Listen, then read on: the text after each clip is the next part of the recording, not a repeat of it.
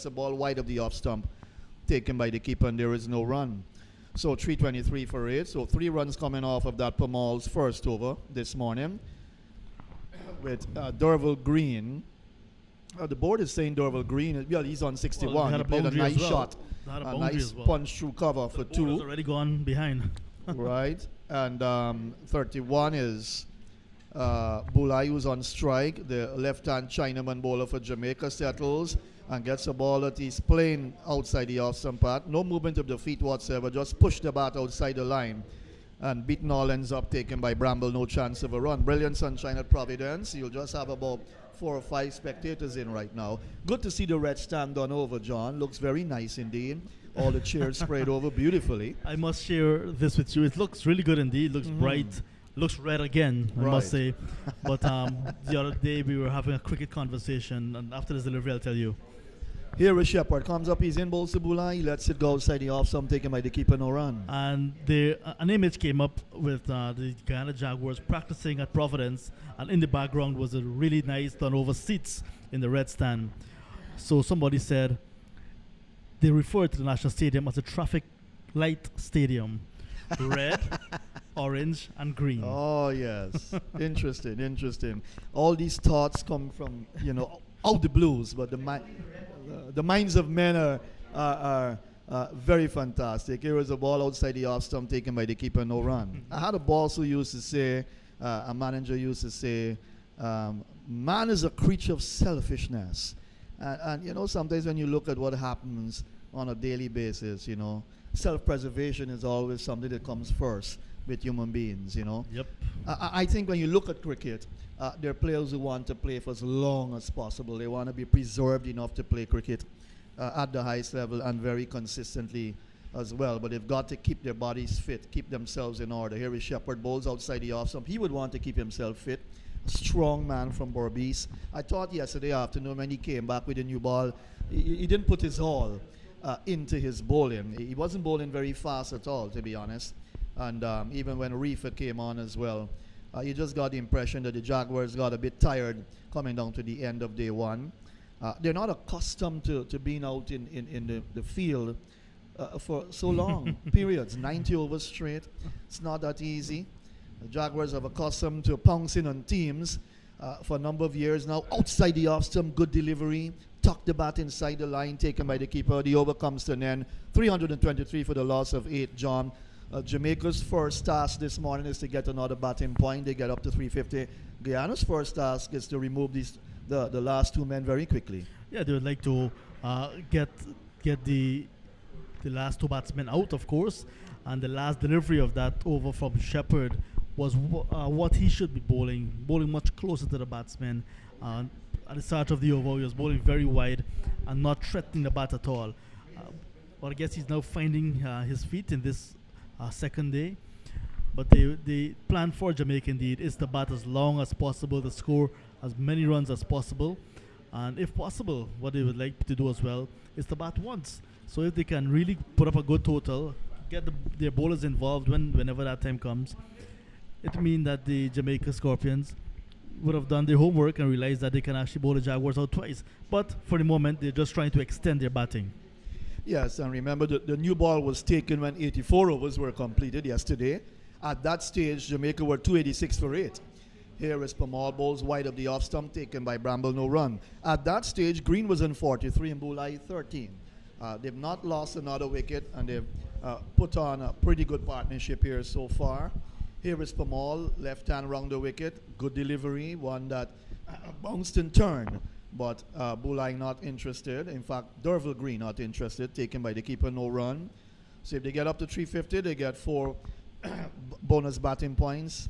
Here is a ball that he is back and just steers it away down towards the third man area. That's gone for 4. Back and cutting, nice shot.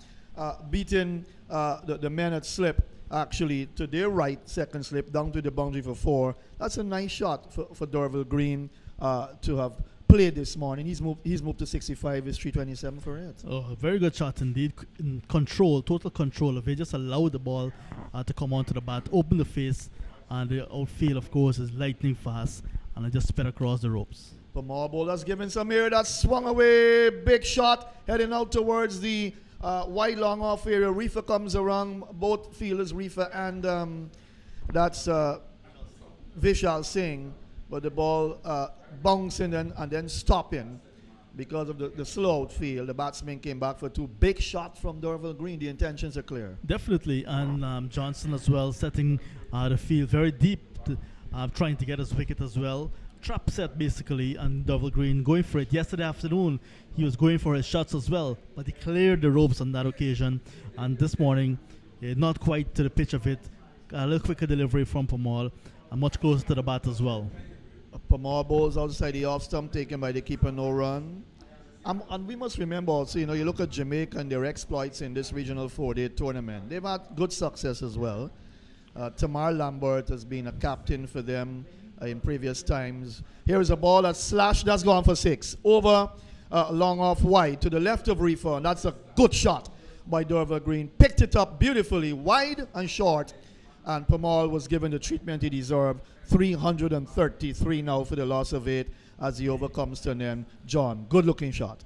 Good delivery, first of all, from Pamal. Well flighted. But what Green did, he reached the delivery, got under it, and gave it the almighty heave. Refer for a moment at long off, felt he had a chance, but it was hit so well. It went over his head. And, of course, another boundary. But what Pamal was doing, trying to tempt Dorval Green into playing a false shot. Dorval Green is strong, you can see that from him. Yes. And he's hitting this ball very well. He got under it and in the approved fashion lofted it over the head of the fielder.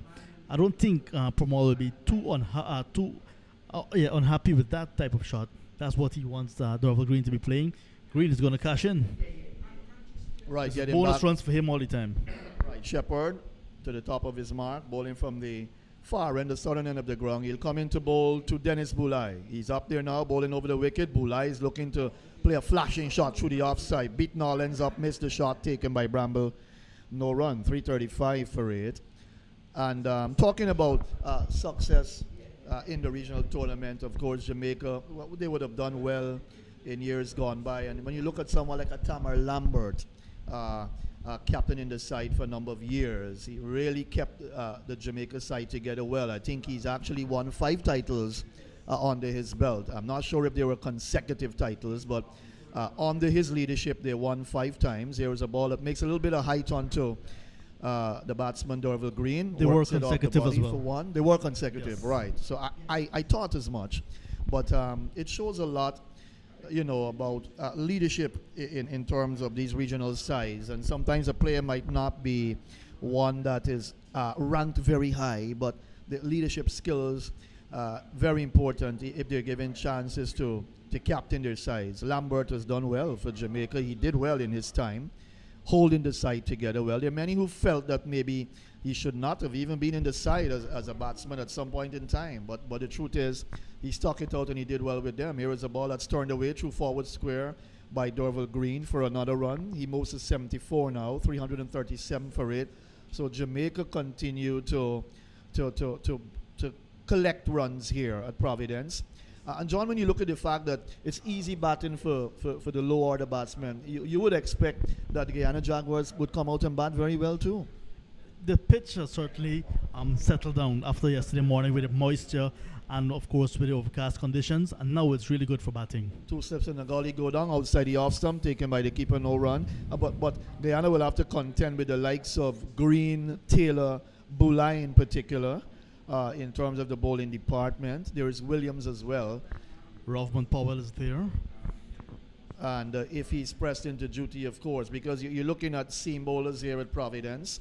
We had an interesting discussion last night at that wake. Remember, Brother Duguid, one of our umpires, his mom will be laid to rest today. Very interesting discussion with Joel Wilson and Blades last night. That's the ball on the leg stump, pushed back to the bowler, no run. Talking about the Providence pitches, and I think Clyde and I discussed it. I really think that our pitches are good for Test cricket. And Joel was making the point. He said that it would be good to get Test cricket back at Providence. I think the last Test would have been played in 2011, John, if my memory serves me correct. That's correct. But a Test match at Providence certainly would be good, because you're going to get good cricket. The pitch is well groomed for that. Here is Bulai. Back, steers it out towards backward point. That's Pamal who will come around to his left on the boundary to field. 338 for the loss of 8 as the over comes to an end. Derville Green is 74, the scoreboard says. 33 is Bulai. And the two resuming overnight, 320. They put on 18 so far. So that partnership now has realized what? Is it They've gone past 108 actually? They've gone past the 100. That's right. Yes, 108. 108 for the 9th wicket partnership. That must be an interesting record to look at in terms of Jamaica versus Guyana in regional cricket. But certainly they've really kept the Jaguars on the back foot here. They frustrated them, and these two batsmen have done well. They batted well, and they brought the Scorpions into a position of strength, to my mind, because it's difficult to see how you can lose a game with over 350 probably on the board. Here is Pamal balls off the back foot, punches into the ground. That's Bulai up towards Rutherford at extra cover, and there is no run. 2 slips backward point, cover. Extra cover mid-off, mid-on. There is a short mid-wicket that's driven down towards Rutherford. Again, a short extra cover, no run. And a forward short leg in Tate Chandrapal. There is Pamal comes up. He's in bowls on the middle stump. He's on the back foot, pushes it out towards Barnwell down at the second slip area. And there is no run. But I think our pitches are good for Test cricket, longer version cricket. Even the CPL tournament last year, much improved. That's hit in the air, caught. Bulai looking to maybe steer that ball over the point area. He played the shot, but in the air, no control whatsoever. And so the Jaguars have picked up a scalp this morning. 338 for 8. Bulai caught by Moti, I believe, down at backward point of the bowling of Pamal for 33. 338 for 8. Breakthrough finally after 108 runs. Well played to Dennis Bulai. He played his part in that partnership. 33. He occupied the crease for some 83, 84 deliveries or thereabout. Very good from him. And now that the Jaguars have seen the back of him, they will try to wrap up this innings quite early. But that was a frustrating partnership for the Jaguars. What got the wicket of Bulai was a delivery that was much closer to the bat, but it bounced. He was going through the shot, looking to go through the covers over the inner ring, but the extra bounce got the ball to take the bat on the higher part, and it went down in the air to Moti, who was at the backward point region, and he took a dolly of a catch. 108 run partnership, very good partnership for the Jamaica Scorpions, and with the former test fast bowler who had 100 at the test level. That's right. Now coming out, they can fancy themselves still getting 350. The 34-year-old Jerome Taylor played 46 tests for the West Indies. 150, 100. You would have to consider him as one of the good cricketers coming out of Jamaica. He's got 130 test wickets on his belt, actually. He was one of my favorite bowlers in his heyday. Yes, and I'll tell you something about him in a moment. He settles and his back, opens the face, gets it away between the keeper and slip down to the boundary for 4. A little streaky shot there from Jerome Taylor to get him off the mark. 342 now for the loss of 9. I think we just give him the commentator's curse there. We are really bigging him up, and then the first delivery that he faced off the outside edge of the bat, Johnson to his right, diving but could not hold on. Ball it dropped, of course, in front of him and went into the boundary. Tricky shot to get off the mark. Pamal will bowl to the former test bowler. He lets it go outside the off stump, no run. But you know, you might say former. If he performs well, he can still play for the West Indies. Jerome Taylor, good fighter, one of the quality players that have come out of Jamaica, and there are a number of them who would have been produced by Jamaica, quite a number of them. But you're talking about more recent players in recent times, John. Of course, the likes of Chris Gale, Marlon Samuels. You've got Jerome Taylor who's here, Andre Russell, Rodman Powell now who's with this side. And then you've got the new guys, Fabian Allen, John Campbell just coming into the test team, the opening batsman. They were test players who didn't go on very long. Donovan Pagan, you remember him? Yes, He Donovan was an Pagan. opening batsman for Leon Jamaica. Garrick. Right. Then, of course, they had other bowlers, Jermaine Lawson Mhm. and Darren Powell. These are good players who would have represented Jamaica. Here was a ball that's hit where? That's gone in the air over mid-wicket. And I think that's gone for a 6. We're waiting for that signal from umpire Blades. It's gone for 6. So that went over the head of Chandra Paul down on the mid-wicket boundary. And that's a good shot by Derval Green to take his total now up to 80, if I'm correct. That's correct. Nice pickup and deposit. Ball that was on the pad. And he flicked with all his might and just got it over the rope, just enough for a maximum. That's a very good shot from him. And he will continue to look to pile on the runs here. Right. So, Shepherd being hit for a 6. Interesting shot, actually. He comes in now to bowl to Green, and Green lets it go outside the off stump taken by the keeper. No run. Talking about those good players from Jamaica. I remember, well, Inderjeet and Clyde mentioned a few yesterday, but you can go way back. I had to do a little bit of reading up to remember some of those players. Jerry Alexander, the great George Headley. They used to call him the Black Bradman, if I'm correct. I think I saw 1 or 2 tapes of him batting. Alfred Valentine, that spinner. Lawrence Rowe, one of the great late cutters of a ball. Here is a ball that's outside the off stump that smashed through the covers, 4 runs. That's a good shot. Just short of a length, and he went onto the back foot and smashed it nicely down through cover. A lot of real estate over there. You've got men on the boundary, you've got deep cover and the mid-off, and he was able to play that shot. The placement was good, 352 for 9. With an offer as well, so he actually took it and got a boundary, but he should be eyeing triple figures as well. He's on 84 now, Derval Green.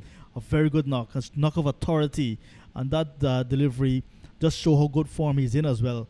That ball from Shepherd was short, and he just got it to the stride quite easily. He's nibbling outside the off stump to a ball pitched outside, just outside the line of the off stump, and he naughty little shot from Derval Green on 84. Well set. 352 for 9. Getting back to some of those players. Lawrence Rowe, the great man. One of the finest late cutters of a ball. Sir Frank Worrell would have captained the West Indies side. Michael Holden, of course. Jeff Dujon, Jimmy Adams, Courtney Walsh. Wonderful players from Jamaica. Outside the off stump taken by the keeper, no run. Christopher Gale, and we talked of the more recent players, Marlon Samuels. Patrick Patterson, big name. I remember someone said, I can't remember if I actually saw it. Something happened at border where he bowled a ball. It came off the helmet of a batsman, and it went over the boundary for 6. Yes. You remember that? Yes, I remember that indeed. Also, we had Nehemiah Perry, Nikita Miller. Perry, that's right. Yeah. Some of the other good players for Jamaica down through the years. That was a lot of pace there, boy. Here is a ball that is driven down towards mid-off. It's deep. Chandra Paul Hemraj trots in to his left to pick up. One more to Derval Green. He moves to 85 now, 353 for the loss of 9. But Patrick Patterson. Then there was, of course, Alan Ray. I think Alan Ray served as president of the West Indies Cricket Board for a period of time. I think in those years, if I'm correct, if my memory serves me right, West Indies cricket was on top, doing pretty well, and he was a good leader then. There's O'Neill Collie Smith. I think he was a very good cricketer as well, and I think when he died, he was badly missed by the West Indies team in those days. Good cricketers from Jamaica. But I learned from a little read-up that 2 guys, Freddie Martin and Carl Nunez, were the first Jamaicans to play international cricket. That test match, West Indies versus England, the inaugural test match, 1928. Nunez actually captained the West Indies in that match. Interesting when you go back to history. That's what we have to do. We were not around, John. But it's good to mention these things. Rich history. I think only Clyde Butts might have been around then. That's a nice one for Clyde. He'll come in just now. Ball played down towards long on. A single for the batsman. That's Jerome Taylor. So while you were, no, that was Green. So while you were going back in history, the Jamaica Scorpions got another batting point. Well, Gone look at past that. 350. Right, so they've got That's four a very, now. yes, that's 4 batting points for them in this innings alone, and in the entire season they had 4 before. So that's a Right. very good batting card for the Scorpions, and they continue to bat and bat very well. And they're in their 6th match, Guyana in their 7. That's a ball slashed away towards cover. Barnwell is out there, no run. 354 for 9. 86 to Green. 4 to Jerome Taylor, who's at the non-strikers end. Here is a ball that is driven edge to the right of Johnson, heading down towards the boundary, coming forward and got it off the edge. That's gone for 4. Streaky shot from Jerome Taylor on that occasion, as the total move up to 358 for the loss of 9. Another tricky shot indeed. He was going a bit hard to this one and got a thick edge. Johnson, who was the only person that slipped there for Pomal, flung his body to the right